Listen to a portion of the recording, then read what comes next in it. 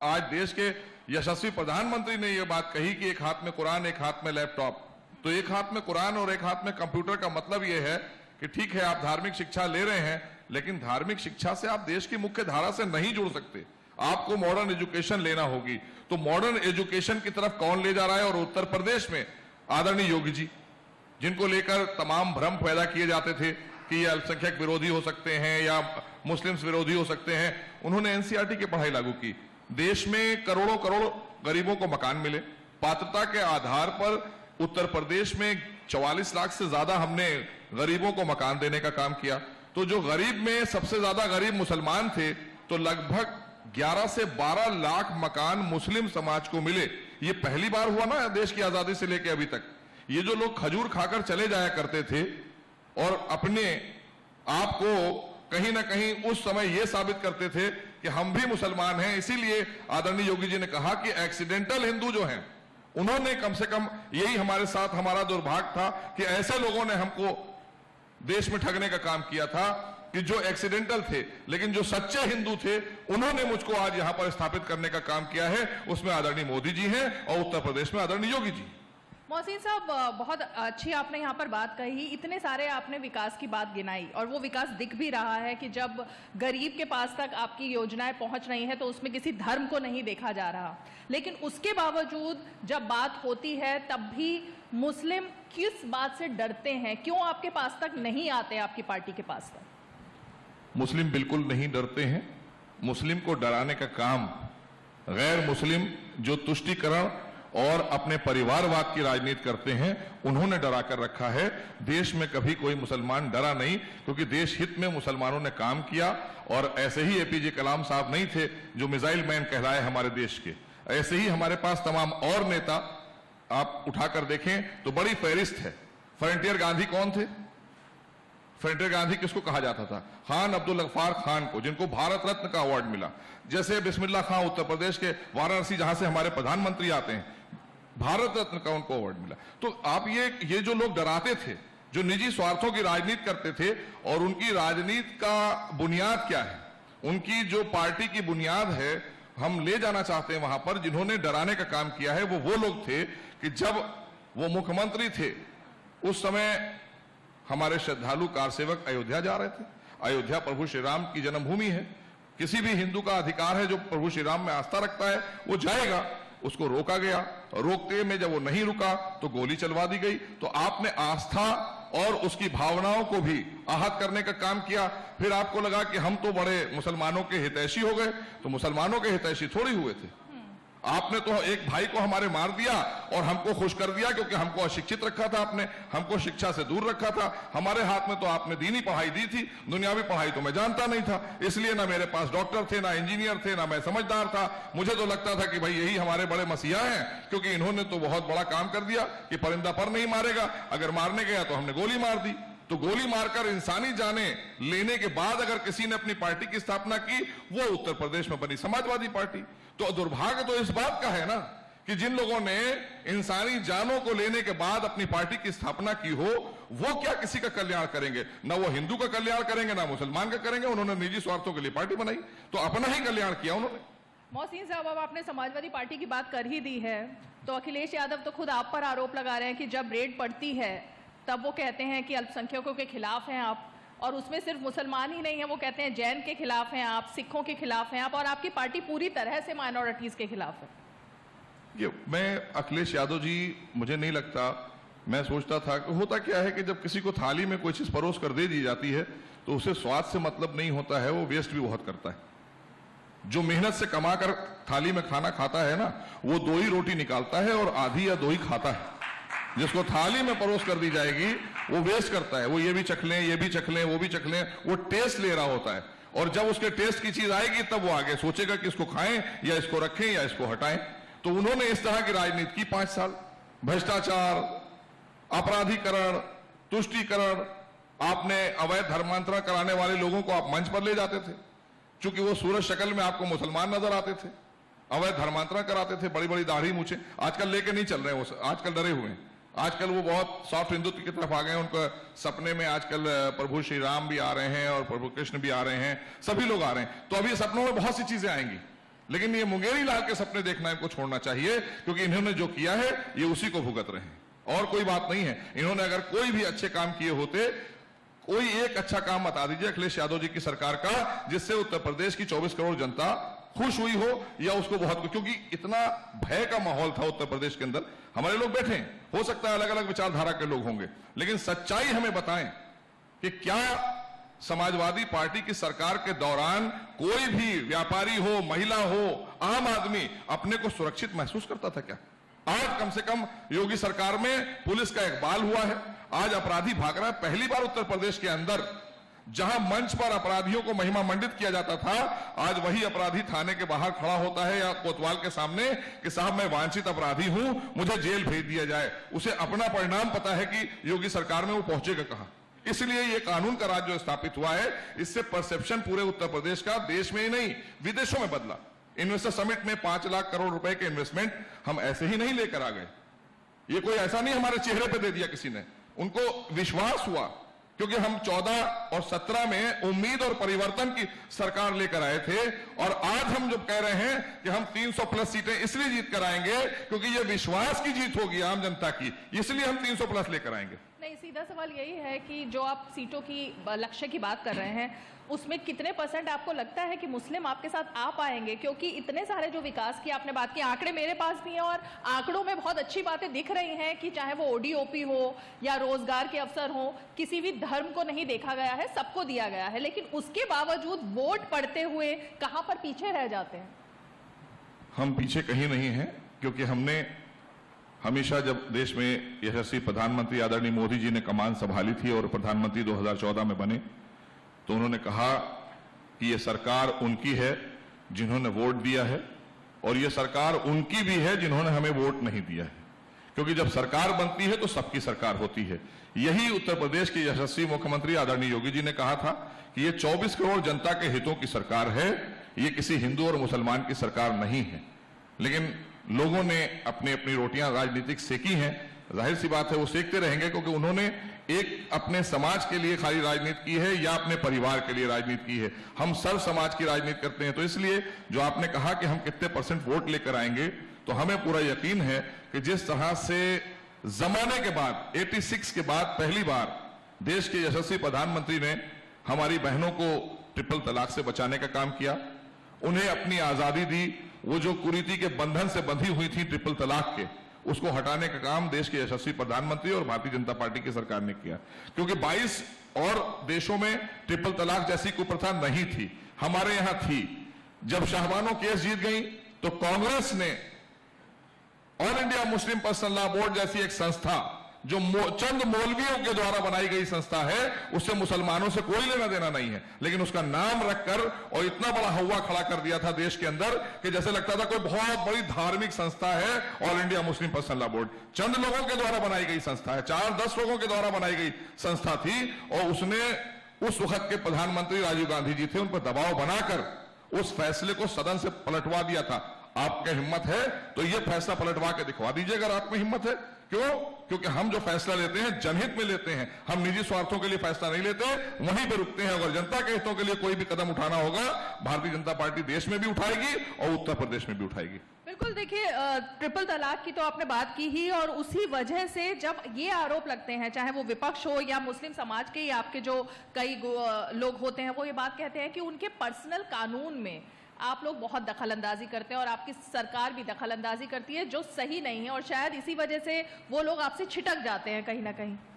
देखिए, बहुत अच्छा सवाल किया आपने, क्योंकि जिस चैनल पर मैं बोल रहा हूं, देश के गांव, गरीब, किसान सभी देख रहे हैं, आम आदमी देख रहा है, जन जन तक पहुंच रही है आपकी आवाज। तो आपने जो प्रश्न उठाया, देश में एक संविधान होता है, हम संविधान में विश्वास रखने वाले लोग, हमने अपने देश के संविधान में विश्वास रखा है, हमें पर्सनल लॉ बनाने की जरूरत नहीं पड़ी कभी। और वो कौन लोग हैं जो अपना पर्सनल लॉ बनाने की बात करते हैं, उनको समझा क्यों नहीं गया, उन्हें जाना क्यों नहीं गया, जिन्होंने देश की सुरक्षा से भी खिलवाड़ करने का काम किया। अवैध धर्मांतरण क्या है? यही तो आप जो बात आप ला रही हैं, अवैध धर्मांतरण क्या है? अगर इसमें अंतरिम सुरक्षा से खिलवाड़ नहीं था तो विदेशों से पैसा कौन भेजता था और किस लिए पैसा आता था? उस पर हम जब कानून लेकर आए तो विपक्ष खड़ा हुआ विरोध करने के लिए सदन में। सड़क पर खड़ा हुआ। तो इसका मतलब है कि अभी भी बहुत से वो लोग हैं जिनसे हमें देश हित में और जनहित में लड़ना पड़ रहा है। आपने देखा अभी हमारे देश के यशस्वी प्रधानमंत्री को, उनकी जिंदगी को खतरे में डाल दिया कांग्रेस ने अपने निजी स्वार्थ के चलते। अल्लाह ना करे, खुदा ना करे, ईश्वर ना करे, अगर कोई घटना हो जाती तो क्या होता है इंटरनेशनल लेवल पर और क्या होता देश के अंदर, ये कांग्रेस ने कल करके दिखाया है, सबने देखा है। तो इसका जवाब कांग्रेस को सब मिल रहा है। आज उत्तर प्रदेश में शून्य पर है, देश में भी शून्य पर जाएगी, क्योंकि आप अपने निजी स्वार्थ के लिए आपने यह भी नहीं देखा कि आप कितनी बड़ी घटना होने से कल बच गई, क्योंकि करोड़ों करोड़ लोगों की दुआएं देश के यशस्वी प्रधानमंत्री जी के साथ में। ये बहुत छोटी घटना नहीं है आपने जो पंजाब की सरकार ने किया कांग्रेस की, ये बहुत बड़ी घटना है। अगर इसको आप वैसे देख लें, अगर वहां पर कोई छोटी सी भी घटना गुजर जाती और उनकी गाड़ी पर एक पत्थर भी आ जाता तो ये न्यूज अंतरराष्ट्रीय लेवल पर बनती, किसकी छवि खराब होती और देश के अंदर जो सांप्रदायिक दंगे हो जाते। ये कांग्रेस हमेशा से, क्योंकि इनके शासनकाल में 3000 सांप्रदायिक दंगे हुए हैं, तो ये आदी है इसी बात के लिए। ये विभाजनकारी लोग हैं, ये कभी अखंड भारत की विचारधारा की सरकार पसंद ही नहीं करते। ये इसीलिए इन्होंने तमाम लोगों को पढ़ने लिखने से रोका, मदरसे खोल के बच्चों को डाल दिया। अब आज मॉडर्न एजुकेशन हम इसलिए दे रहे हैं कि मुस्लिम समाज के बच्चे आगे बढ़ें, देश की मुख्य धारा से जुड़े, जो हमारे देश के प्रधानमंत्री चाहते हैं, उसी को आगे बढ़ाने का काम योगी जी ने किया है। आज एनसीईआरटी की पढ़ाई, पहली बार कोई ऐसा राज्य है देश का जिसने एनसीईआरटी की पढ़ाई लागू की है। अब हमारे समाज के बच्चे भी देश की मुख्य धारा से जुड़ेंगे। आज उनको, जैसे आपने ओडीओपी की बात की, ओडीओपी में सबसे ज्यादा फायदा अगर किसी को पहुंचा है वो मुस्लिम समाज को पहुंचा है, क्योंकि चाहे भदोही की कालीन हो, चाहे लखनऊ के चिकनकारी हो, चाहे फिरोजाबाद का आपका कांच का काम हो, चाहे आपका मुरादाबाद का ब्रास का काम हो, चाहे भदोही और वाराणसी की साड़ियां हो, तो ये सारे काम में सबसे ज्यादा अगर किसी को बेनिफिट आया है और एक प्लेटफॉर्म मिला है वो मुस्लिम समाज को मिला है। इन्होंने क्या दिया था? इन्होंने सिर्फ उनको वोट बैंक बनाकर रखा था, कभी मुख्य धारा से जोड़ने के लिए नहीं, इसलिए कि वो तो इनका वोट बैंक है ही।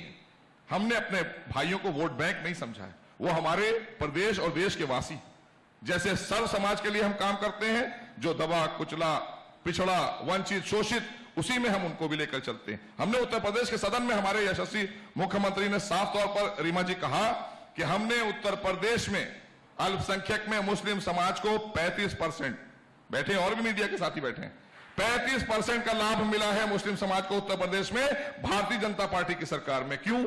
क्योंकि आप लोगों ने कभी पात्र जो होते थे उनको नहीं दिया, क्योंकि आपके घरों से जो 200 करोड़ रुपए निकल रहे हैं, ये वही पैसे हैं जो आपने छुपा कर रखे हुए थे। ये आज पैसे भी जो निकल रहे हैं ये गरीब जनता के ही हैं, और उनको उनकी योजनाओं का लाभ नहीं मिला था, इसलिए 35% उनको लाभ मिला। चाहे उज्ज्वला योजना का हो, चाहे आवास योजना का हो, चाहे जनधन योजना का हो, चाहे किसान सम्मान निधि का हो, हर योजना में सबसे ज्यादा पात्र अगर कोई बना तो दबे कुचले मुस्लिम समाज के लोग बने। और पात्रता के आधार पर हमने मत और मजहब नहीं देखा, मत और मजहब देखकर हमने नहीं योजना बांटी है। देश की योजनाओं से लेकर उत्तर प्रदेश की योजनाओं तक सारी योजनाएं पात्रता के आधार पर ईमानदारी से बांटती हैं, और इसीलिए आज देश में विश्वास बढ़ा है लोगों का भारतीय जनता पार्टी आदरणीय मोदी जी के प्रति और उत्तर प्रदेश में आदरणीय योगी जी के प्रति। मोहसिन साहब, आप बहुत अच्छे क्रिकेटर की तरह एकदम बॉल स्पिन कैसे करते हैं वो आप दिखाई दे रहा है। यही मैं जानना चाहती थी कि इतने सारे जो काम हुए हैं, आंकड़े भी दिख रहे हैं और विकास की बात भी दिख रही है। खुद हम जब जाते हैं गांव-गांव में और उन जगहों पर जहां पर मुस्लिम आबादी सबसे ज्यादा है, हम देख रहे हैं कि चाहे वो गरीबों को अनाज हो वो उनके पास तक पहुंच रहा है, तमाम योजनाएं पहुंच रही हैं। यही जानना चाहते हैं कि लेकिन जब वोट डालने की बारी आती है तो क्या चूक रह जाती है? क्या आप उन तक बात अपनी नहीं पहुंचा पा रहे हैं, उनको कन्विंस नहीं कर पा रहे हैं? चूक क्या रह जाती है? जो चूक रह जाती थी उसकी खानापूर्ति उत्तर प्रदेश के यशस्वी मुख्यमंत्री आदरणीय योगी जी ने कर दी है।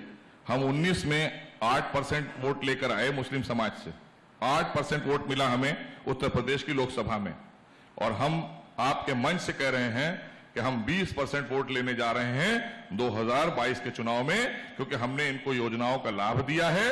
और सबसे बड़ी बात है कि स्वतंत्रता मिली है उनको, आज आजादी मिली है। उनके गांव में, उनके कस्बों में, उनके महल्लों में जो गुंडे घूमा करते थे उनको जेल में डालने का काम किया है, जो उन्हें डराया करते थे, जो वोट डालने से उनको रोका करते थे, ऐसा नहीं है। वो विश्वास करते हैं कि यही सरकार है जो हमारा विकास और कल्याण कर सकती है, और इसी ने किया है। आज 15 करोड़ लोगों को राशन मिल रहा है मुफ्त, तो 15 करोड़ लोगों में क्या मुसलमान नहीं है? बड़ी तादाद में मुस्लिम समाज है। तो ऐसे ही तमाम योजनाएं, टीकाकरण हुआ तो क्या मुसलमानों का नहीं हुआ?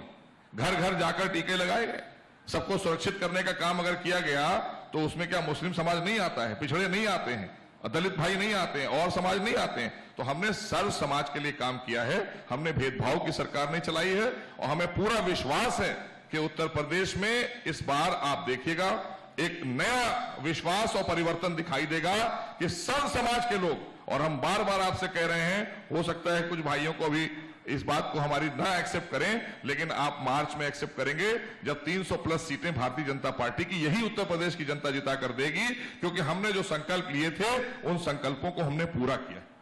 और इसीलिए आपकी सरकार ये नारा तो दे ही रही है कि तुष्टीकरण किसी का नहीं, विकास सबका, और उस पर आप लगातार बात भी कर रहे हैं। सवाल ये है कि ओवैसी अब जब मैदान में आ जाते हैं तो विकास की बात नहीं होती, फिर बात होती है बयानों की, बात होती है तुष्टीकरण की, और बात होती है उस समुदाय की, उस संप्रदाय को अपने साथ ले जाने की, जिसकी बात हम लगातार कर रहे हैं। ओवैसी को आप इस चुनाव में कहां पर देख रहे हैं? देखिए, ये सब वो लोग हैं जो अपने, एक मेला होता है, एक फेस्टिवल है, एक पर्व है राजनीतिक, अब इसमें अपनी अपनी दुकानें लगाने के लिए लोग आए हैं। हर आदमी अपना अपना पकवान, कोई ऐसा थोड़ी है कि मेले में सारी चीजें अच्छी भी बिक जाती हैं, बहुत बुरी चीजें भी लोग बेचारे नहीं हैं समझदार, तो कभी कभी उसमें आ भी जाते हैं। लेकिन जहां तक हम बात करना चाहते हैं, अगर आपने असदुद्दीन ओवैसी के बारे में पूछा है, तो बैरिस्टर साहब से मैं ये पूछना चाहता हूं कि क्या तेलंगाना में सारे लोग बैरिस्टर हो गए, सारे पढ़ लिख के डॉक्टर इंजीनियर हो गए जो आप उत्तर प्रदेश आए हैं? आपको उत्तर प्रदेश से पहले अपने यहां, क्योंकि आपके बुजुर्गों ने ही तो देश का विभाजन किया था, इसीलिए आपने जो पार्टी बनाई है वो इत्तेहादुल हिंदुस्तान नहीं बनाई है, इत्तेहादुल मुस्लिमीन बनाई है। आज भी आप वही चीज लेकर घूम रहे हैं जो विचारधारा आपके बुजुर्गों की थी, उसी विचारधारा को लेकर आज भी आप उत्तर प्रदेश और बिहार में घूम रहे हैं। तो सब समझ रहे हैं, जान रहे हैं, इनके लोगों के आने से कुछ नहीं होगा। हर दौर में आपने जब जब चुनाव आते हैं, इससे पहले उत्तर प्रदेश में हमारे कुछ पत्रकार भाई मुझे दिख रहे हैं सामने, आप पूछिएगा कि उत्तर प्रदेश में एक पीस पार्टी बनी थी 2007 या 12 के चुनाव में। ये कहा जा रहा था कि ये 9 में या 12 में कि ये बड़े डिसाइडिंग फैक्टर पर होगी और यही तय करेगी कौन मुख्यमंत्री होगा। एक सीट से जीत पाई थी। तो वही हाल उत्तर प्रदेश में ओवैसी का होगा। तो ये अपने अपने कयास लगाने की बात अलग है, लेकिन जिसने काम किया है, जो जनहित में काम कर रहा है, राष्ट्रहित में काम कर रहा है, जनता उसके साथ जाएगी और पूर्ण विश्वास के साथ जाएगी। लेकिन पॉलिटिकल एम्पावरमेंट की बात हो रही है, मुस्लिम दलित कॉम्बिनेशन की बात हो रही है, उसमें आप खुद को कहां पर खड़ा हुआ पाते हैं? क्योंकि अखिलेश यादव भी अब, जैसे आपने खुद कहा, उनके सपने में तो श्री कृष्ण आने लगे हैं। दूसरी तरफ ओवैसी जो है वो अब जाकर उन मुसलमानों को एक साथ लाने की बात कर रहे हैं जिनका अभी तक विकास नहीं हो पाया, पिछड़ापन बरकरार है, गरीबी बरकरार है। तो इस सब के बाद खुद को आपको लगता है कहां पर खड़ा हुआ पाते हैं आप? देखिए, अगर आप बात करें कि ये सारे लोग एक ही थाली के चट्टे बट्टे हैं, अभी चुनाव आते आते जैसे जैसे चुनाव आगे बढ़ेगा, ये सब आपको एक प्लेटफॉर्म पर दिखाई देंगे। जो एक दूसरे को बोल रहे हैं उनके खिलाफ, उनके खिलाफ, उनके खिलाफ, ये सब देश के खिलाफ लोग हैं। दरअसल ये भारत की जनता को हराना चाहते हैं और अपने आप को जिताना चाहते हैं। ये इनका अपना एजेंडा ये है कि जो भारतीय जनता है इसको कैसे हराया जाए, क्योंकि भारतीय जनता तो मोदी जी पर विश्वास करती है और देश में और उत्तर प्रदेश में आदरणीय योगी जी पर विश्वास करती है। उन्होंने, इसमें समाजवाद भी है, इसमें बहुजन समाज भी है, तो फिर अब जरूरत क्या थी इस तरह के दुकानें चलाने की लोगों को? ये दुकानें जानबूझकर बनाई गई हैं कि कोई ना कोई जातिवाद की राजनीति करेगा तो कोई तुष्टीकरण की राजनीति करेगा। इसलिए भारतीय जनता पार्टी को हराने के लिए छोटे छोटे लोग खड़े होंगे कि किसी भी तरह से भारतीय जनता हार जाए। तो भारतीय जनता अब इनसे नहीं हारने वाली है, इनको समझ चुकी है, इनके सारे कृत जानती है भारतीय जनता। मोहसिन साहब, मैं यहाँ भी सवाल लूंगी, लेकिन एक सवाल ये जरूर सब लोग आपसे पूछते हैं आपकी पार्टी से कि तमाम वादे भी होते हैं, नारे भी दिए जाते हैं, लेकिन टिकट क्यों नहीं दिया जाता? सॉरी, टिकट क्यों नहीं दिया जाता मुसलमानों को? देखिए, ये अच्छा सवाल आपने किया और मैं चाहूंगा कि थोड़ा सा 2 मिनट मुझे दीजिएगा। मैं विस्तार से बात रखना चाहता हूं कि आपको योजनाओं का लाभ चाहिए है, प्रतिनिधित्व चाहिए है, या आपको टिकट चाहिए है? 3 बातें मैंने रखी। योजनाओं का लाभ वही देगा जो ईमानदार सरकार चलाएगा, जो ईमानदारी से देश हित में काम करेगा, जनहित में काम करेगा। वो योजनाओं का लाभ जो है वो गांव गरीब तक पहुंचाएगा, वो चाहे किसी मत, किसी मजहब, किसी जाति का हो। दूसरी बात आपने कहा कि टिकट, तो हम टिकट नहीं देते हैं, हमारी पार्टी प्रतिनिधित्व देती है। और जहां पर हमने टिकट जब देना होते हैं, अगर हमारा कोई प्रत्याशी, हमारी पार्टी का कोई कार्यकर्ता वहां से इच्छुक होता है और वो कहता है, तो हम जरूर उसको बनाते हैं। आपने देखा है पहले हमारे शहनवाज साहब भी लोकसभा में जीत कर आए, मुख्तार अब्बास नकवी साहब भी यहां से जीते और कई कई जगहों से चुनाव और भी लड़े। हमने गुजरात में चुनाव लड़ाए, हमने बंगाल में चुनाव लड़ाए। लेकिन जहां पर हमारे पास में लोग होते हैं, जमीनी स्तर पर हमारे कार्यकर्ता इच्छा जाहिर करते हैं, तो हमारा संगठन उन्हें देता है। लेकिन अगर उसके बाद भी हम वहां से जिताकर नहीं ला पाते हैं और सरकार में आते हैं, तो मोहसिन रजा नाम का एक व्यक्ति है उत्तर प्रदेश में, जिसको मंत्री भी बनाते हैं, बाद में अपर हाउस भी भेजते हैं, फिर उसी को आगे बढ़ाकर देश तक ले जाते हैं। तो यह हमारी इच्छा शक्ति है। हम कोई तुष्टीकरण की राजनीति नहीं करते। वो बताएं कि वो 80 टिकट देते हैं, कोई 100 टिकट देता है। अभी वैसे साहब 100 टिकट देने की बात कर रहे हैं, देखिएगा किसको किसको देंगे, इनके नाम की लिस्ट मांग लीजिएगा, आप बहन जी से लिस्ट मांग लीजिएगा। सबकी लिस्ट में जब हमारे सारे ही अल्पसंख्यक और मुस्लिम समाज के लोगों को टिकट मिल ही जाएंगे, तो क्या जरूरी है कि हम भी टिकट दें? हम तो उनको प्रतिनिधित्व दे रहे हैं, सरकार हमारी बनेगी, हम आगे बढ़ा देंगे उनको, खत्म बात हो गई। ये टिकट बांटते रहे। मोहसिन रजा जब आते हैं पार्टी में, तो क्या सोचकर वो आए थे बीजेपी में? आपको जो लगा था कि जिस वजह से जिस पार्टी के साथ आप जुड़ रहे हैं, जिसकी ऐसी छवि लोग बनाते हैं, आप अपना थोड़ा सा एक्सपीरियंस बताएं।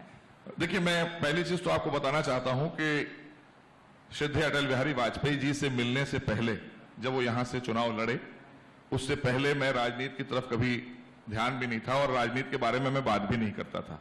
बल्कि यूं कह लें तो मैं अक्सर जब क्रिकेट मैच खेलने जाता था और राजनेता अगर देर से आते थे, तो मुझे बड़ा गुस्सा आता था कि हम तो अपना टाइम पे मैच शुरू करते हैं और टाइम पे खत्म कर देते हैं, लेकिन नेता लोग क्यों देर से आते हैं, जब तक कि उनको पता ना चल जाए कि भीड़ हो गई कि नहीं हो गई। ऐसा सुनते थे तो हम बहुत नाराज होते थे कि नहीं नहीं भाई, हम जो है ये सब चीजें मुझे पसंद नहीं है, अब मैच खत्म हो गया है, जो प्राइज डिस्ट्रीब्यूशन है होना चाहिए और हम किसी का वेट नहीं करेंगे। अक्सर हमने मंचों पर ये बोल दिया था जब हम क्रिकेट खेला करते थे।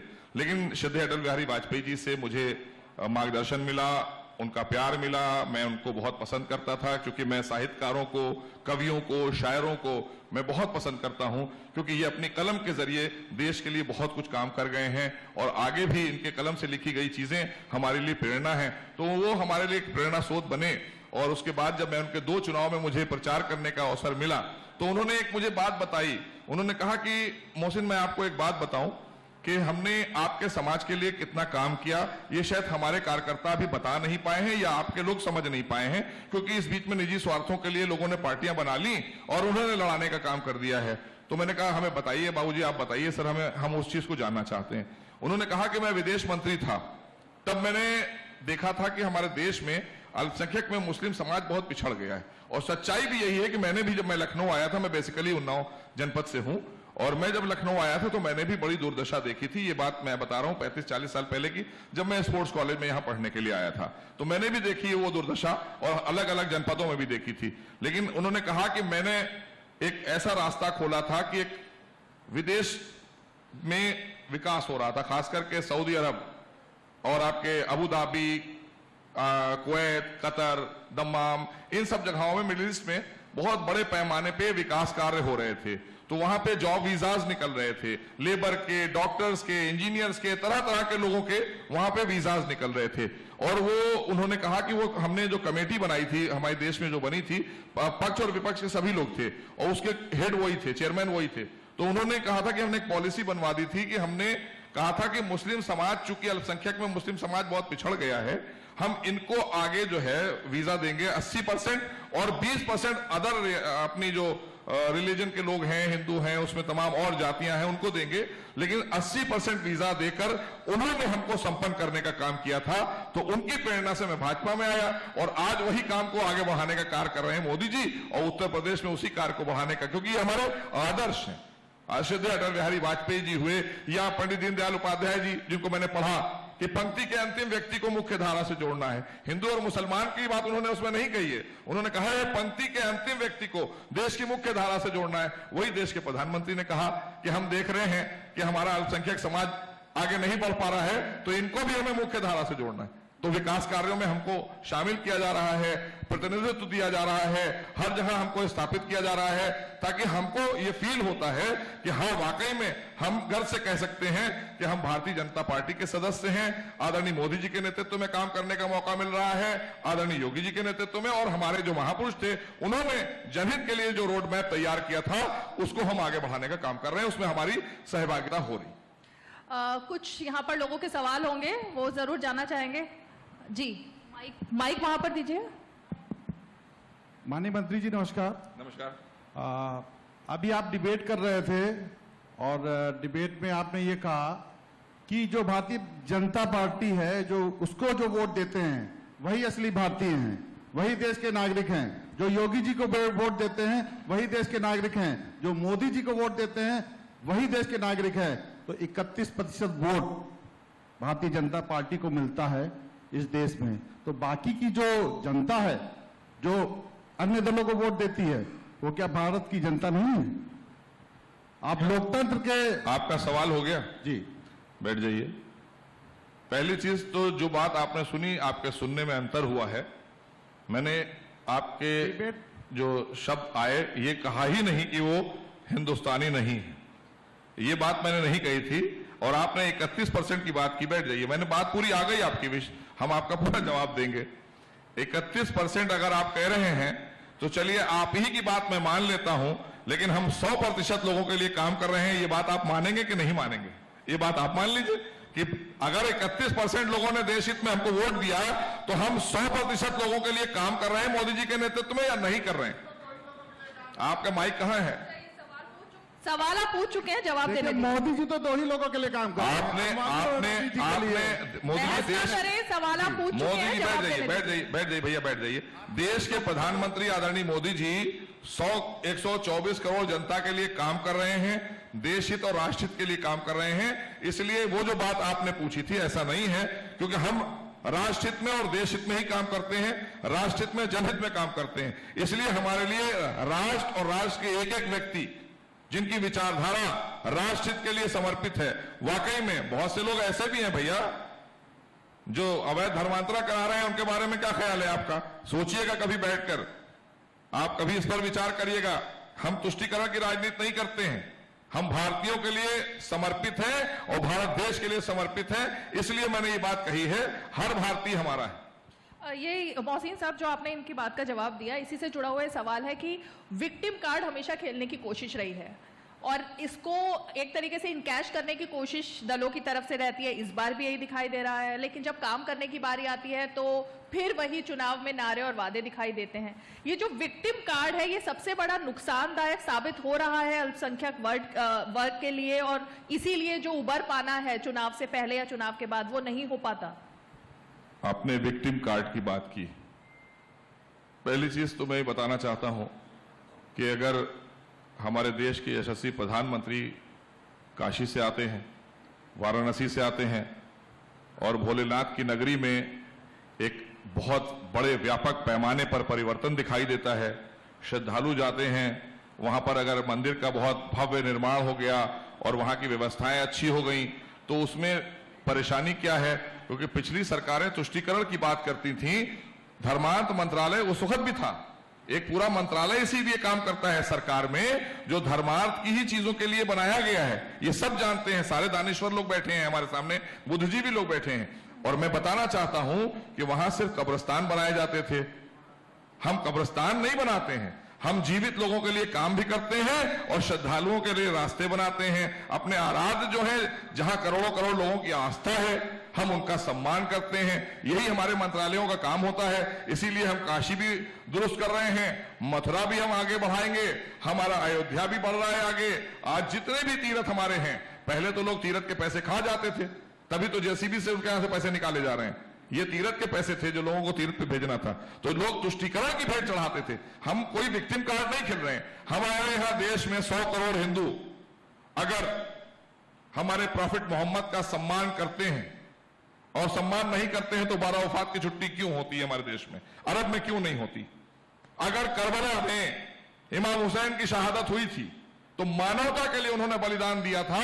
हमारे देश के 100 करोड़ हिंदू उस दिन मरणोपरांत और उनके कहना चाहिए गम में छुट्टी करते हैं। ये हमारे देश में छुट्टी होती है, पूरे दुनिया में सऊदी अरब में नहीं होती। तो ये तो वाकया तो अरब में हुआ था। हम मानवता को मानते हैं, हमारा ही नारा है, हमारा सनातनी जो हमारा संस्कृति है वो कहती है कि पूरा विश्व हमारा परिवार है, वसुधैव कुटुंबकम हम ही कहते हैं। तो इसलिए हम तुष्टीकरण और जो विक्टिम कार्ड की बात कर रहे हैं, हम तो समझाना चाहते हैं कि हिंदू संस्कृति को समझ लीजिए, तो आपको समझ में आ जाएगा कि हिंदुस्तान क्या है और हम कहां स्टैंड करते हैं। लेकिन हमने हिंदू संस्कृति को ना समझ के हिंदू धर्म की हम बात करने लगे। तो हिंदू धर्म तो सबको अपनाना चाहिए, लेकिन हम मुसलमान होकर अगर हिंदू धर्म की बात कर देते हैं तो फतवा जारी करने के लिए कुछ फैक्ट्रियां खुली हुई हैं। इनको किसने ठेका दिया है?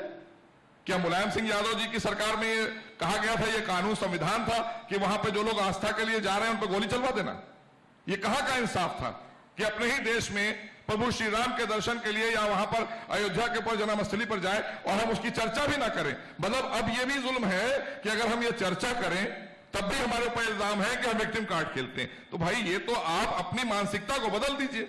हम तो सबके लिए काम करते हैं। कौन सी योजना हमने किसको भेदभाव से बांटी है वो योजना बता दीजिए हमसे। हमने जो काम किए सबके लिए किए। कौन सी ईद में हमने जो है और रमजान में सुरक्षा नहीं दी? आप सड़कों पर नमाज पढ़ते, बाधा पड़ती है, लेकिन उसके बाद भी आपको सुरक्षा हमारी सुरक्षाकर्मी खड़े होकर देते हैं। हमने कोई भेदभाव नहीं किया। ये सब अपने आप में ये जो हमारी छोटे छोटे राजनीतिक दल निजी स्वार्थ के लिए परिवारवाद के दल थे, इन्होंने ये तुष्टीकरण और भेदभाव की राजनीति करी है। हमने देश हित में करी है, देश की राजनीति, और देश के हित में हम आज भी समर्पित हैं। आदरणीय मोदी जी ने जो काम किए हैं 7 वर्षों में, हम एक चीज पूछना चाहते हैं खाली आपके चैनल के माध्यम से। विकास के नाम पर जो लोग बात करते हैं, बड़ी बड़ी बातें करके चुप हो जाते हैं, हम उनसे पूछना चाहते हैं 60 वर्षों तक कांग्रेस ने देश में हुकूमत की, सहयोगी दलों ने सपोर्ट किया। क्या वो गरीब आदमी या वो गरीब हमारे गांव का वंचित शोषित जिसके पास एक शौचालय नहीं था, मजबूरी के तहत हमारी बहनें, हमारी बुजुर्ग, हमारे माताएं बहनें, हमारे घर के बुजुर्ग सड़क पर शौच कर रहे थे, 60 वर्षों तक जब इन्हें खाली ये नहीं नजर आया तो ये विकास क्या देखेंगे, ये अनाज क्या देखेंगे, ये और विकास क्या बात करेंगे? इन्होंने एक शौचालय नहीं दिया 60 सालों में। रीमा जी, ये सबसे बड़े अपमान की बात थी देश के आम आदमी के लिए, जो गरीब था, जिसके घर में शौचालय नहीं था, मजबूरी के तहत सड़क पर बैठा और तमाम अपराध भी हुए उसी को लेकर। लेकिन हमारे आदरणीय योगी जी और मोदी जी, हम मोदी जी को सलाम करते हैं इस मंच से कि 2,61,00,000 शौचालय उत्तर प्रदेश में हमने बनाकर इज्जत घर दिए हैं लोगों को, कि ताकि उनकी इज्जत महफूज हो, वो सड़क पर बैठ कर शौच नहीं करेंगे। ये देश उनका है और ये सरकारें उनके हितों की। बहुत बहुत अहम बात है मोहसिन साहब। 2 सवाल इसी से जुड़े हुए मैं पूछूंगी। कानून व्यवस्था को लेकर अगर हम बात करें उत्तर प्रदेश की, जो आपने शुरुआत में कहा भी कि वो बहुत ही अहम मसला है और उसको लेकर सभी लोग एकजुट हो भी रहे हैं। कुछ दिनों पहले मुख्यमंत्री योगी भी गए थे देवबंद और वहां पे ATS के बारे में उन्होंने बात की। इन सब मुद्दों का कितना इम्पैक्ट दिख रहा है, इस बात को पहुंचाने में कितना सफल आप दिखाई दे रहे हैं? और दूसरा, जो महिलाओं की स्थिति है उसको लेकर बदलाव की जो बात की जा रही है, वो इस वर्ग में कितना दिखाई दे रहा है? देखिए, अपराध किसी भी राज्य में होगा तो वो विकास में भी बाधा बनेगा, और विकास तभी हो सकता है जब अपराध मुक्त होगा, तभी आपके पास संसाधन आएंगे। अभी जिस तरह से हमने तमाम काम करने से पहले आदरणीय योगी जी ने अपराधियों की कमर तोड़ी है, इसका परसेप्शन आप समझ सकती हैं। कई जनपद तो हमारे उत्तर प्रदेश के ऐसे थे कि अगर वहां का आईडी लेकर कोई दिल्ली बॉम्बे में जाता था तो उनको कमरा देना भी पसंद नहीं करते थे होटल वाले, क्योंकि वो कहते थे कि भाई ठीक है, आधार तो आप ले आए हैं, लेकिन हम जांच वगैरह कराए आपको कमरा नहीं देंगे। उन्हें विश्वास नहीं था कि ये उस जनपद के आए हुए लोग हैं। और आज कम से कम एक परसेप्शन बदला है कि जब इन्वेस्टर समिट होती है तो देश के कोने कोने से नहीं, विदेशों से भी हमारे पास में उद्यमी और उद्योगपति आते हैं। पहले हमारे पास 2 फैक्ट्रियां होती थी नोएडा में इलेक्ट्रॉनिक्स की, आज 123 फैक्ट्रियां काम कर रही हैं। ये योगी सरकार का इकबाल है, ये कानून का राज है। इसी को कानून का राज और विश्वास कहते हैं कि लोगों का विश्वास बढ़ा, क्योंकि यहां संभावनाएं अपार हैं उत्तर प्रदेश में, लेकिन लोगों ने नहीं किया था, उन्होंने अपराधीकरण किया था। लोग कहते थे हमारी सरकार आएगी तो जिन लोगों पर मुकदमे, आतंकी मुकदमे हैं, हम वापस ले लेंगे। ये कहां के इंसाफ की बात है? कौन पसंद करता है कि आप खाली अपने वोट बैंक के चक्कर में आतंकवादियों को छोड़ देंगे? जो देश के खिलाफ काम कर रहे थे, जो देश के विरोध में आए थे और उनको पकड़ के अगर हमारी पुलिस ने बंद कर दिया या पुलिस ने पकड़ लिया, तो अखिलेश यादव जी कहते हैं कि हमें अपनी पुलिस पर भरोसा नहीं उत्तर प्रदेश की। वही पुलिस ने आप जब मुख्यमंत्री थे तो आपको सुरक्षा प्रदान की। तो ये सब बातें ये लोग करते थे।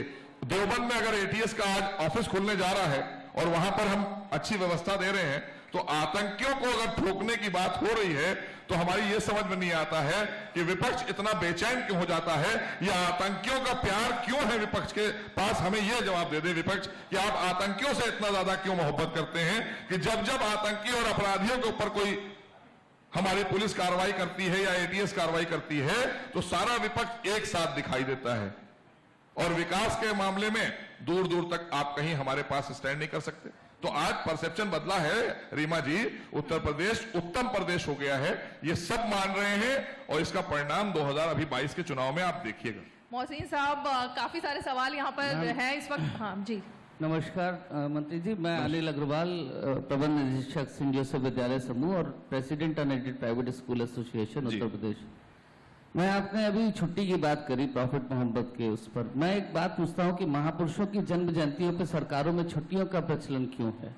बजाय उसके उस दिन पर कुछ चर्चा परिचर्चा हो और उनके बारे में बताएं। क्या छुट्टी दे देने से ही पूरी उनके प्रति हमारी श्रद्धा सुमन अर्पित हो जाते हैं क्या? अच्छी बात आपने कही। हमने बहुत सारी छुट्टियों को खत्म किया है, लेकिन आपने अग्रवाल साहब जो बात उठाई, अगर हम ईद की छुट्टी बंद कर दें, हम ये कह दें कि ईद में हमारे मुस्लिम समाज के लोग जो हैं वो छुट्टी पर जा सकते हैं। जैसे कि मैं एक आपके चैनल के माध्यम से एक बात आपको बताना चाहता हूं। आपने प्रश्न अच्छा किया है, मैं आपके प्रश्न का समर्थन करता हूं। मैं आपकी बात आ जाने दीजिए, बात आ जाने दीजिए। बस में एक छोटा सा करेक्शन, मैंने महापुरुषों का शब्द इस्तेमाल किया है। ईद, होली, दीपावली, क्रिसमस कई बात नहीं करी है। मैं माफी के साथ मैं आप आइए, बैठिए। मैं आपको एक तो ये बताना चाहता हूं कि हमारे समाज के लोगों ने ईद को ऐसा बना दिया कि बहुत बड़ा पर्व है। ईद पर्व नहीं है, ईद इबादत का दिन है। वो हम उस दिन इबादत करते हैं। अब आप कहते हैं बकरा ईद है, हमारे यहां सभी लोग, आप भी बोलते हैं, आमतौर से सभी बोलते हैं बकरा ईद है। तो भाई अगर बकरा ईद है तो मुर्गी ईद भी हो जाएगी किसी दिन, जब मुर्गी काटेंगे खा लेंगे। तो ये तो अपने आप में भाई ये हमारी समझ में नहीं आई, ये परंपराएं डाली गई हैं। इनसे हमको थोड़ा सा अच्छी परंपरा की तरफ जाना चाहिए, अच्छे विचार से अपने आप को आगे बढ़ाना चाहिए। और महापुरुषों को इसलिए हम याद करते हैं एक दिन छुट्टी करके कि महापुरुष हमारे लिए प्रेरणा होते हैं, उनसे उनके किए गए कार्यों को लेकर हम आगे बढ़ते हैं। अगर किसी ने मानवता के लिए बलिदान दिया है तो हम उसको उस दिन याद करते हैं। हम 2 अक्टूबर को गांधी जी को इसीलिए याद करते हैं कि उन्होंने जो आंदोलन चलाए जिससे हमारा देश आजाद हुआ। तो इस तरह की चीजें महापुरुषों के लिए। और जो छुट्टी की बात है, हम आपकी बात से सहमत हैं कि आदरणीय योगी जी ने बहुत सी छुट्टियों को कट ऑफ किया, उसके बाद भी आपने देखा था लोग विरोध कर रहे थे। तो ये जनता को तय करना होता है, हम जनहित के लिए फैसले लेते हैं। हम सरकार में जब आते हैं तो आपके वोट से इधर आते हैं, हम भी वही होते हैं। अभी 22 में हम सत्ता में फिर आएंगे तो आप ही हमें यहां भेजेंगे। तो हमें आपके हितों के लिए योजनाएं बनानी है, आपके हितों के लिए काम करना है। और भी कुछ सवाल है, अवधेश जी भी कुछ पूछना चाहते हैं। जी दुबे जी कुछ परेशान है, कुछ कहना चाहते हैं। जी आदरणीय प्रणाम। दुबे जी का सवाल मैं होगा, लेकिन फिर भी स्क्वाड लीडर राखी अग्रवाल हूँ। मैं इस विषय पर जिस पर चर्चा चल रही है आपसे पूछना चाहती हूँ और आपके माध्यम से बात आगे पहुँचाना चाहती हूँ कि भारत एक पंथ निरपेक्ष लोकतांत्रिक गणराज्य है। ऐसे देश में अल्पसंख्यक और बहुसंख्यक की बात करना, विशेष समुदाय की बात करना ही असंवैधानिक है। बहुत अच्छा प्रश्न। अल्पसंख्यकों को पहला हक देना हर चीज में गलत है। हिंदू सवाल पूछ लीजिए, सवाल पूछ लीजिए। ये मेरा प्रश्न ही चल रहा है। जी, मुस्लिम ईसाई परस्त धाराओं को संविधान में डालना असंवैधानिक है। हमारे अल्पसंख्यक आयोग मंत्रालय का बनाया जाना असंवैधानिक है, क्योंकि हम एक निरपेक्ष गणराज्य हैं, लोकतांत्रिक। मैडम तो सवाल पूछ लीजिए, आप उनको भी सुन लीजिए और सवाल पूछ लीजिए। प्रश्न इस पे यही है कि क्यों नहीं जो चीजें गलत हो गई हैं उन्हें आज सही किया जाता है। आप लोग उस स्थान पर हैं, इन गलतियों को सही कर सकते हैं, तो एक कदम क्यों नहीं बढ़ाते? आपने अच्छा प्रश्न उठाया। ये अल्पसंख्यक बहुसंख्यक, क्योंकि हमारे देश का विभाजन जिन्होंने किया था उनसे पूछिए। निजी स्वार्थों के चलते देश को लोगों ने बांटा था, इधर इनको प्रधानमंत्री बनना था, उधर उनको बनना था। तो उस समय उन्होंने इस पर विचार नहीं किया। बस उस समय अपना निजी स्वार्थ तब भी था, इसलिए था कि अगर दोनों लोग अलग अलग देशों में चले जाएंगे और देश बढ़ जाएगा तो दोनों लोग प्रधानमंत्री बन जाएंगे, वरना एक बनेगा एक नहीं बनेगा। तो हर व्यक्ति ने पहले से, ये हमारी सन 47 से आज तक की जो तारीख है वो यही बताती थी, क्योंकि अभी हम 7 वर्षों से पूरी तरीके से सरकार में हम आए हैं। उससे पहले आदरणीय अटल जी आए थे, उन्होंने जो योजनाएं बनाई थी उन्हीं को आगे बढ़ाने का काम हम कर रहे हैं। जो आपने बात की अल्पसंख्यक की, मैं भी ये सवाल मेरे मन में आता है, बींगे अल्पसंख्यक, मैं तो हिंदुस्तानी कहता हूं अपने आप को, अब अल्पसंख्यक हूं, पैदाइशी तौर पर मुस्लिम समाज में हूं, मुझे नहीं पता कि मैं क्या हूं, मैं हिंदुस्तानी हूं, इस पर मैं गर्व करता हूं। बाकी मैं कहीं भी हूं, ईश्वर ने पैदा किया, अल्लाह ने पैदा किया, वो जाने, मैं अपनी मर्जी से कहीं पैदा नहीं हुआ हूं, लेकिन हाँ हिंदुस्तान में पैदा किया और हिंदुस्तानी हूं, इसका गर्व मुझे होता है। अल्पसंख्यक मैं क्यों हूं, यह मैं अपने समाज से भी पूछता हूं कि क्या 25 करोड़ लोग अल्पसंख्यक होते हैं? अगर होते हैं तो फिर कहीं ना कहीं हमें अपनी जिम्मेदारी भी लेना चाहिए, हमें अपनी जिम्मेदारी के साथ में देश के साथ खड़ा होना चाहिए। अगर हम अल्पसंख्यक का दर्जा खुद ही से लेकर बैठे हैं और हम अपने आप को कह रहे हैं कि हम अल्पसंख्यक हैं, तो फिर आप खुद कहते हैं, बहुत से लोग बंद कमरे में कहते हैं कि सामने हम तो 35 करोड़ हो गए, तो अच्छी बात है, बुरी बात कहां है, हिंदुस्तानी है। तो आप अल्पसंख्यक अगर इतने हैं तो कब तक सरकारें आपको आएंगी, हमारी सरकार या उससे पहले की, कब तक आपके लिए योजनाएं बनाती रहेंगी? आप भी तो कोई योजना बना लीजिए देश में, देश हित में कोई योजना आप भी बना डालिए, क्योंकि आप ही हमको यहां भेजते हैं, हम योजना बनाते हैं, फिर हम क्रिटिसाइज होते हैं। अभी योगी जी ने छुट्टियां खत्म की, दुनिया भर के सवाल उठे, छुट्टी खत्म हुई जनता के हितों के लिए कि जब काम होगा, वर्किंग डेज होंगे, ज्यादा वर्किंग डेज होंगे तो लोगों के काम होंगे। लोग जो घूमते हैं, दफ्तरों के बाहर चक्कर लगाते हैं, अब छुट्टी है तो बेचारे हफ्ते में 3 दिन छुट्टी, 3 दिन काम। तो ये सब चीजें जो हैं, मैं कल रात अपनी पत्नी से बात कर रहा था, किसी ने पोर्टल पे भेजा हुआ था कि कुछ छुट्टियां निकाल के उसने दिखाया कि 190 के आसपास उसमें छुट्टियां हैं 365 दिन में। तो अब मैं तो बड़ा दंग रह गया कि हम कैसे सारी व्यवस्था को हम ठीक कर पाएंगे। तो इसके लिए आप सबकी राय और आपके सुझाव भी चाहिए होंगे, क्योंकि आप ही बनाते हैं सरकार। सरकार हमारी देश की जनता चुनती है, जिस पर उसके विश्वास होता है कि ये हमारे लिए काम करेंगे। तो आज हम आपके लिए काम कर रहे हैं, आदरणीय मोदी जी देश में और उत्तर प्रदेश में योगी जी, तो आप लोग भी थोड़ा सा आगे बढ़कर सुझाव दीजिए कि ताकि हम लोग उसको चर्चा में रखें। सदन चर्चा के लिए होता है और जनहित की चर्चा के लिए होता है। मोहसिन जी, 2 और सवाल ले लेते हैं, 2 और सवाल ले लेते हैं। मोहसिन जी, मैं अवधेश कुमार हूं, पत्रकार। आपसे छोटे छोटे सवाल हैं, चूंकि चुनाव है।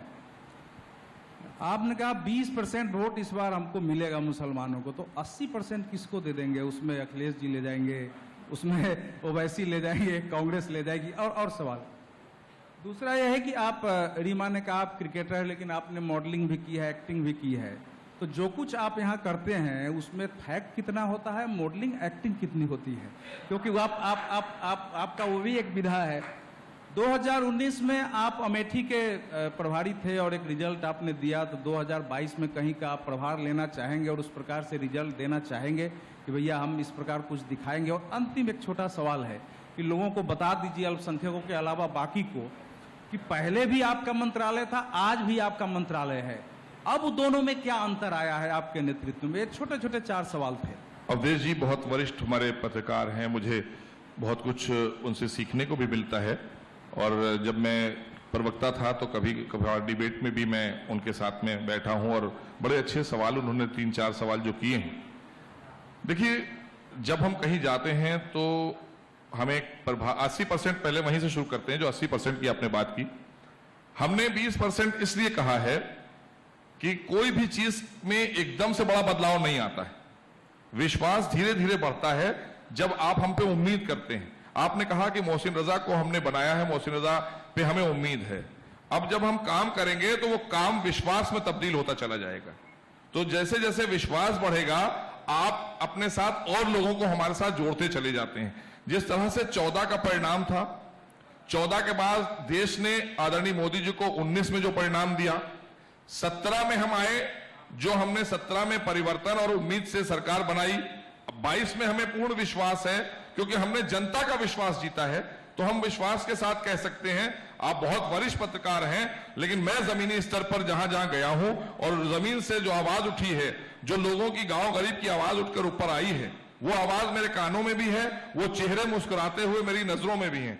तो वही चेहरे हमको फिर से वापस ये मान कर दे रहे हैं कि अगर कहीं से कुछ हमें मिलेगा, कोई हमारा विकास करेगा, कोई हमारी सुरक्षा करेगा, तो वो यही सरकार है जो हमें सुरक्षित भी रखेगी और हमारे विकास कार्यों की योजनाओं को जमीन पर लाने का काम भी हमारे घर तक यही करेगी, क्योंकि हमने करके दिखाया है। तो वो हम 300 प्लस सीटें फिर लेकर जाएंगे। 300 प्लस हम कह रहे हैं, वो 350 भी हो सकती, क्योंकि यही बात हम कहते थे 2019 में, तो लोग हंसते थे कि नहीं देखिए बहन जी और उनका साझा हो गया है तो पता नहीं क्या होने जा रहा है, तो 15 सीटों पर सिमट जाएगी। लेकिन जनता का विश्वास था, उसने उनको समेट दिया 15 सीटों पर। जो हमें 15 सीटों पर समेटने की बात कर रहे थे, उसी जनता ने समेट दिया 15 सीटों पर सपा और बसपा को। 5 उनको दी, 10 उनको दी, 65 हमें दी।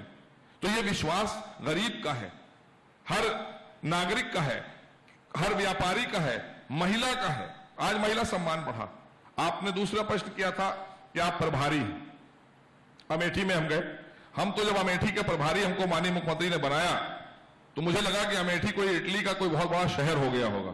मैं बड़े उससे पहुंचा कि भाई चलो चलते हैं, कोई इटली का शहर बना दिया होगा, क्योंकि गांधी परिवार वहां से हमेशा से जीतता चला आया है। जब मैं गया, आप यकीन नहीं मानिएगा कि जो रास्ता मैं उस समय 2.25 और 2.5 घंटे में तय करता था, वो रास्ता आज हम 1.5 घंटे में तय करते हैं। हमने वो काम किया है। रास्ते ही नहीं थे और छोटे छोटे गांव काट के अपने निजी स्वार्थ के लिए एक पार्लियामेंट बनाई गई थी कि अपने परिवार के किसी सदस्य को लड़ाना है तो कुछ हम प्रतापगढ़ से ले लें, कुछ रायबरेली से ले लें, कुछ हमने जो है सुल्तानपुर से ले लिया। इस तरह से काट के गांवों को और बना दिया गया था और विकास के नाम पर कुछ नहीं था। ये लोग खुद जाते थे, बल्कि विकास इन्होंने अपना किया था। एक आपको पता होगा ग्लाइडर उड़ाते थे बच्चे, ये राजीव गांधी के बच्चे जो दोनों थे हमारे पूर्व प्रधानमंत्री जी के, राहुल गांधी और प्रियंका वगैरह, इनके खेलने के लिए उस समय मिसेस गांधी ने एक एरोनॉटिक का यहाँ पे ग्लाइडर का वो बनवा दिया था रायबरेली में, कि ताकि मेरे पोती पोते आएंगे तो यहाँ उनका दिल नहीं लगेगा, क्योंकि वो तो 10 जनपद में ही पैदा हुए, वो विदेशों में घूमे फिरे, वो विदेश की हवा वाले हैं, अच्छा नहीं लगेगा जमीन पर उन्हें चलना। तो वो ग्लाइडर जरूर मैंने देखा था, उड़ते थे वहां 2, 4, 5। लेकिन आज हमने विकास की वो धुरी बढ़ाई है कि सड़क पे हम हवाई जहाज उतार कर दिखा रहे हैं। मोदी जी के नेतृत्व में पूर्वांचल एक्सप्रेसवे भी जगदीशपुर से होता हुआ जा रहा है। तो ये विकास हमने किया है। वहां परिवर्तन हुआ। राहुल गांधी जी को छोड़कर जाना पड़ा अमेठी, क्योंकि वहां किसी भी गरीब को कोई योजना का लाभ नहीं मिला था। हाँ, वहां पे दफ्तर नहीं था, डीएम का ऑफिस नहीं था, वो तहसीलदार के ऑफिस में बैठते थे, एसपी का ऑफिस नहीं था। तो ये सारी चीजें आप जाकर आज देखिएगा अवधेश जी, मैं आपको कभी मौका मिलेगा या आप जाते रहते हैं, देखिएगा कि बहुत बड़े पैमाने पे हम लोगों ने वहां पर एक ही क्षेत्र में, एक ही जगह पर बहुत बड़े ऑफिसेस बना दिए सरकारी सारे। वहां पे न्यायालय नहीं था, अपने मुकदमों के लिए लोगों को जाना पड़ता था सुल्तानपुर। तो सब कुछ हम एक छत के नीचे ले आए हैं कि अब वहां की जनता को कभी भी कोई परेशानी। स्मृति जी ने लगातार वहां काम किया। अगर आप ईमानदारी की बात करें कि 14 में चुनाव वो वहां से नहीं जीती थी, लेकिन उसके बाद भी उन्होंने वहां की जनता को कभी भी छोड़ा नहीं, और आज उसका परिणाम है कि वो वहां की दीदी बनकर उभरी और बहुत बड़े पैमाने पर उनको जीत दी सबने। तो एक ये हुआ। अब और एक सवाल आपका था, एक सवाल और था आपने। सवाल ये था कि अभी भी आप एक्टिंग कर लेते हैं या नहीं करते? नहीं, अब असल में मैं आपको सच बताऊं, जो मैगजीन आती थी स्पोर्ट्स स्टार या स्टारडस्ट, सोसाइटी, इस तरह की कुछ मैगजीन्स आती थी उस जमाने में, प्रिंट मीडिया होता था, तो क्रिकेट के बैट या क्रिकेट वेयर्स का मैं मॉडलिंग में मुझे मौका मिला था, तो वो मैं करता था। फिर लोगों को लगा कि इसको जो है एक्टिंग में ले जाएं, तो एक्टिंग वैक्टिंग मैं कर नहीं पाया, इसीलिए लोगों ने फिर आगे हमें बढ़ने नहीं दिया, क्योंकि मेरे मन में तो लोगों के प्रति एक सेवा भाव था। तो एक्टिंग में बहुत सी चीजें हमें ऐसी भी करना पड़ती हैं जो मन नहीं चाहता है, दिल नहीं चाहता है, लेकिन वो कैरेक्टर ये कह रहा होता है कि आपको इसको प्ले करना है, डायरेक्टर आपसे ये कहता है। तो मैंने इसलिए, मुझे बहुत ज्यादा आनंद भी नहीं आया वहां पे, तो मैं छोड़कर चला आया था और मुझे बहुत ज्यादा इंटरेस्ट नहीं था, तो लोगों को भी लगा कि इसका इंटरेस्ट नहीं है। मॉडलिंग मैंने की थी, एक आध डॉक्टर राही मासूम रजा चूंकि हमारे परिवार के थे, उनका एक सीरियल आता था नीम का पेड़, तो उसमें कुछ एक आध कैरेक्टर मैंने पंकज कपूर साहब के साथ में किए थे। तो ये सब थोड़ा सा है जो आपको लगता होगा। लखनऊ में था तो मॉडलिंग करता था, तो स्टेज मॉडलिंग में एक बार प्रिंस ऑफ लखनऊ का भी मुझे यहाँ अवार्ड दिया गया था, बैठे हमारे सब भाई जानते हैं। तो 93 में प्रिंस ऑफ लखनऊ का अवार्ड मिला था। तो वो सब चीजें एक लड़कपन का दौर था। लेकिन आज जो मैं आया हूं वो देश के समर्पण में, देश के लोगों के समर्पण में, देश में सेवा, क्योंकि हमने सत्ता, भारतीय जनता पार्टी के लिए सत्ता जो है वो सेवा का माध्यम है। हम कभी मेवा का माध्यम नहीं रखते। जिन्होंने मेवा का माध्यम रखा था उन्हीं के यहाँ से अवधेश निकल रहे हैं 200 करोड़ रुपए। नहीं मोहसिन, हम हमारे किसी कार्यकर्ता के यहाँ से नहीं निकल सकते। मोहसिन साहब, मुझे लगता है अवधेश जी ये जानना चाहते थे कि राजनीति में आने के बाद कितनी एक्टिंग करनी पड़ती है। नहीं, बिल्कुल भी नहीं। हमारे यहाँ बहुत ही संस्कारी हमारी पार्टी है। हमारा एक एक कार्यकर्ता बहुत संस्कारी है। मैंने कोरोना के दौरान देखा कि जिस तरह से गांव में हमारे एक एक कार्यकर्ता ने, जो बूथ का अध्यक्ष था, पन्ना प्रमुख था, उसने अपने परिवार के लोगों के साथ मिलकर, क्योंकि जब कोरोना आया था ना हमारे पास पीपीई किट थी, ना हमारे पास मास्क होता था, ना हमारे पास टेस्टिंग लैब्स थे। और अगर ये हमारे लोग, हमारे कार्यकर्ता और देश के प्यारे लोग, जो हमारे देश की संस्कृति है, यही तो खूबसूरती है हिंदुस्तान की। ये सब ने, तमाम समाज सेवी संस्थाओं ने मिलकर इस लड़ाई से हम लड़े और सफलतापूर्वक कोरोना से, अवधेश जी, हमारा देश सबसे पहले बाहर निकला है। और अभी भी थोड़ा सा कोरोना की वेव आई हुई है। हम सबसे, आपसे निवेदन भी करेंगे आपके चैनल के माध्यम से कि सब लोग अभी भी सतर्कता बरतें। हम मास्क यहां पर नहीं लगाए क्योंकि हमारा डिस्टेंस बहुत है, हमारे आसपास कोई नहीं है, लेकिन जब हम भीड़ में जाते हैं तो हम भी मास्क लगा लेते हैं। तो मास्क का उपयोग करें और थोड़ा सा सावधानी अभी हम सबको बरतनी चाहिए। बिल्कुल। एक सवाल बहुत देर से इंतजार कर रहे हैं जी। मोहसिन साहब नमस्कार, मैं मनीष खेमका। आज सुबह अखबारों में खबर है, माननीय योगी जी ने किसानों का जो बिजली का बिल होता है उससे आधा कर दिया है। तो जितने भी विरोधी दल हैं बड़ा ढूंढ करके एक मुद्दा लाए थे आपको क्लीन बोल्ड करने के लिए, और उस पर भी आपने आगे बढ़ करके छक्का लगा दिया। तो आप शायद मुसलमान विरोधी हैं या नहीं हैं, लेकिन आप विरोधी दलों के विरोधी हैं। आप ये चाहते नहीं कि कोई भी 2-4 सीटें भी जीते। और मुझे इसमें आगे एक बात और लग रही है कि केजरीवाल जी मुफ्तखोरी की बात करते रहते हैं। मान लीजिए वो आकर के कह दे कि साहब हम किसानों का पूरा बिजली का बिल माफ कर देंगे, तो ये भारतीय राजनीति में मुफ्तखोरी का ये खेल कहां पर जाकर के रुकेगा? ये आप सबसे बड़े दल हैं और चूंकि इस राजनीति में सभी लोग मुफ्तखोरी का ये खेल खेल रहे हैं, तो बड़ा दल होने के नाते आपकी जिम्मेदारी बनती है। और माननीय वेंकैया नायडू ने भी इसको उठाया है। तो इस पर मैं आपकी राय जानना चाहता हूं। मनीष जी, आप काफी, मैंने देखा है आप एक्टिव रहते हैं सोशल मीडिया पे भी, मैं आपको देखता रहता हूं। देखिए, दरअसल किसानों के हित की सरकार आदरणीय मोदी जी की देश में, और उत्तर प्रदेश में आदरणीय योगी जी के नेतृत्व की सरकार। जब हम संकल्प पत्र 2017 में लेकर आए थे, उसमें हमने पहले ही कहा था कि हम सबसे पहले अगर कोई कैबिनेट करेंगे तो किसानों का कर्जा ऋण माफी करेंगे। और वैसा ही करके हमने दिखाया था कि जब 2017 में पहली कैबिनेट आदरणीय योगी जी के नेतृत्व में भारतीय जनता पार्टी की हुई थी, उस कैबिनेट में 36,000 करोड़ का ऋण माफी किसानों का हमने किया था।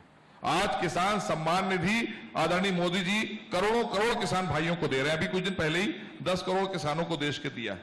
आपने जो बिजली माफी की बात की है, जब जिस तरह की भी परिस्थितियां आई हैं जनहित के लिए निर्णय लेने के लिए, भारतीय जनता पार्टी पीछे नहीं हटी है।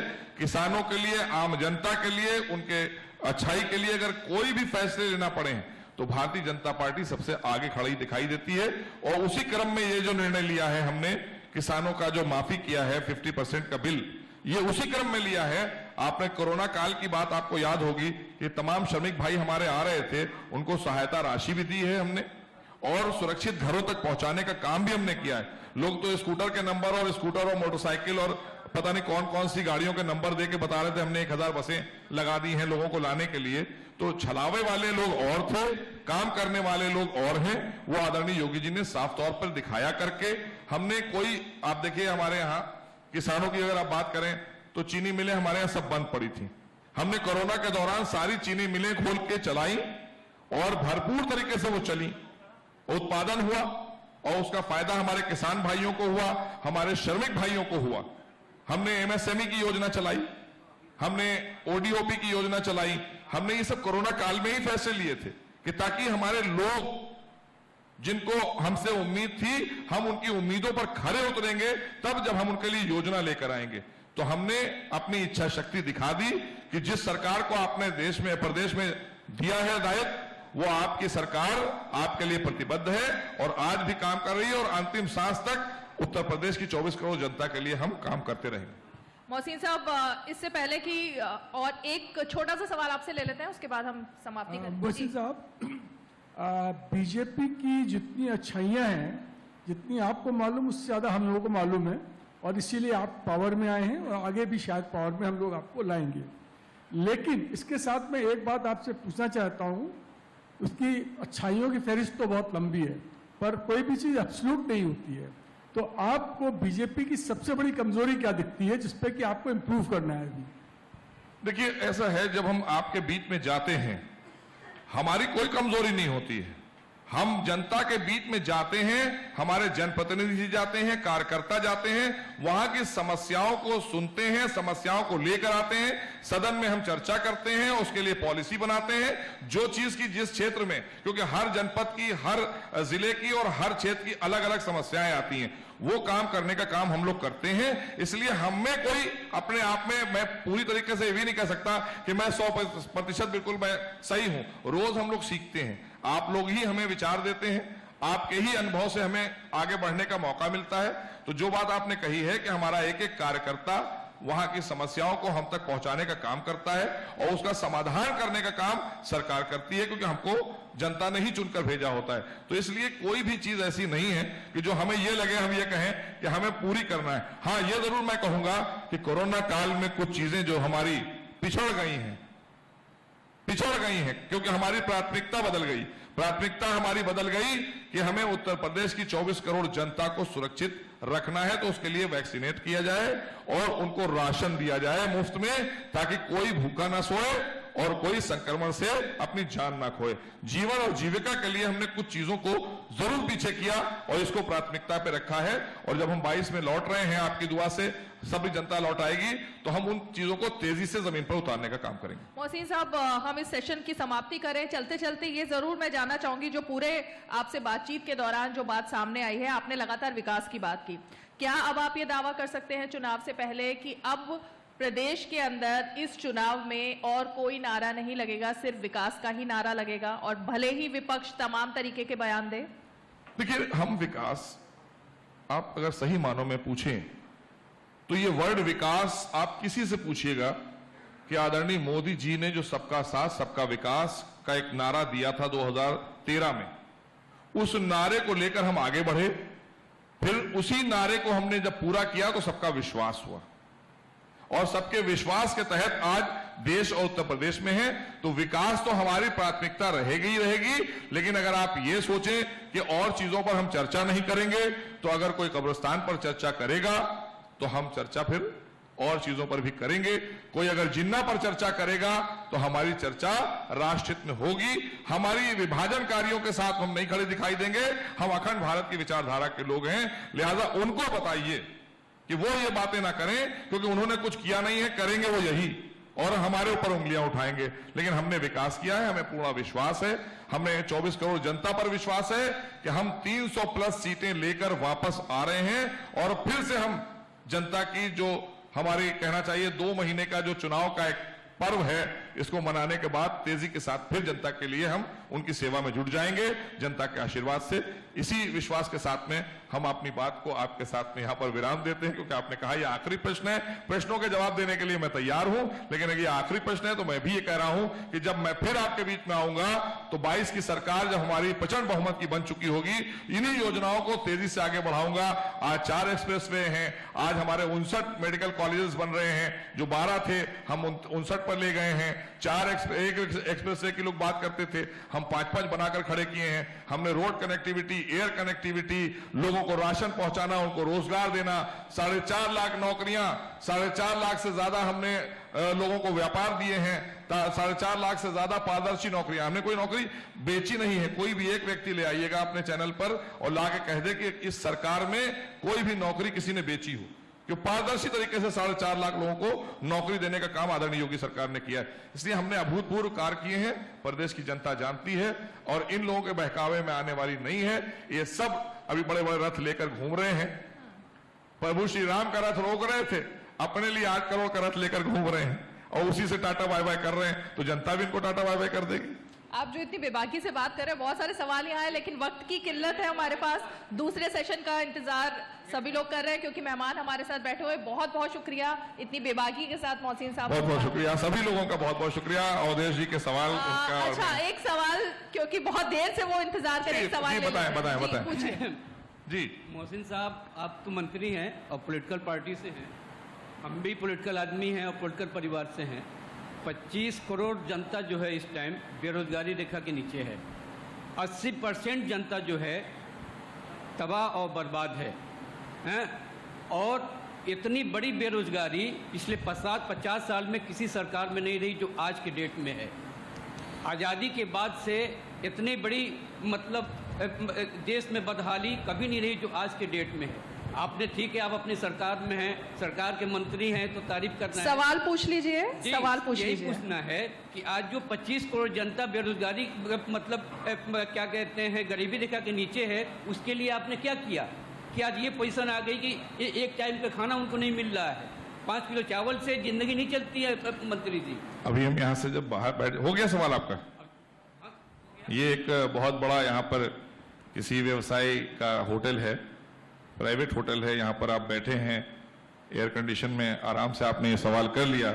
अगर आप कभी जनता के बीच में जा रहे होते तो आपको ये सवाल करने का अवसर मिलता नहीं। ये तो आपने अपने दिल की जिज्ञासा थी जो हमसे दूर करी है, जाकर मिलिए, पहले गांव में जाइए।